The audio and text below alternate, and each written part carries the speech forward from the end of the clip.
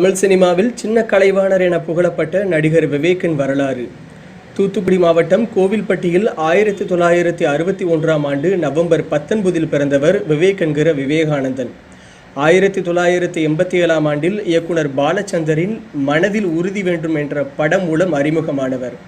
தமிழ் சினிமாவில் 220க்கும் மேற்பட்ட திரைப்படங்களில் நடித்து முத்திரை பதித்தவர் நடிகர் விவேக். திரைப்பட கலையில் சிறந்த பங்களிப்பை தந்ததற்காக நடிகர் விவேக்கிற்கு 2009இல் பத்மஸ்ரீ விருது வழங்கப்பட்டது. சிறந்த நகைச்சுவை நடிகருக்கான தமிழ்நாடு மாநில திரைப்பட விருதுகளை 5 முறைகள் வென்றிருக்கிறார். மேலும் உன்னருகே நான் இருந்தால், ரன், பார்த்திபன் கனவு, அந்நியன், சிவாஜி படங்களுக்காகவும் விருதுகள் வென்றிருக்கிறார். நான் தான் பாலா, வெள்ளைப்பூக்கள் உள்ளிட்ட படங்களில் கதாநாயகனாகவும் நடித்துள்ளார் விவேக். சாதி, லஞ்சம், ஊழல், மூட நம்பிக்கைக்கு எதிராக சிரிக்கும் வகையில் சொல்லி சிந்திக்க வைத்தவர் நடிகர் விவேக்.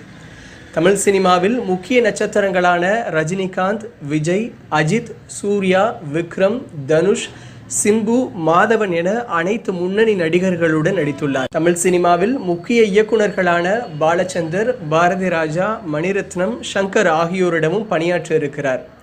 இறுதியாக கடந்த 2020இல் ஹரிஷ் கல்யாணுடன் தாராள பிரபு படத்தில் நடித்து விழிப்புணர்வை ஏற்படுத்தியிருந்தார். சங்கர் இயக்கத்தில் கமல் நடிக்கும் இந்தியன் 2 படத்திலும் விவேக் ஒப்பந்தமாகி இருந்தது குறிப்பிடத்தக்கது. கலைவாணர் NSK போல் படங்களில் சமூக சீர்திருத்த கருத்துக்களை எடுத்து கூறியதால் சின்ன கலைவாணர் என அழைக்கப்பட்டார். முன்னாள் ஜனாதிபதி அப்துல் கலாமை முன்மாதிரியாக கொண்டு சமூக செயல்பாடுகளில் விவேக் ஈடுபட்டு வந்தார்.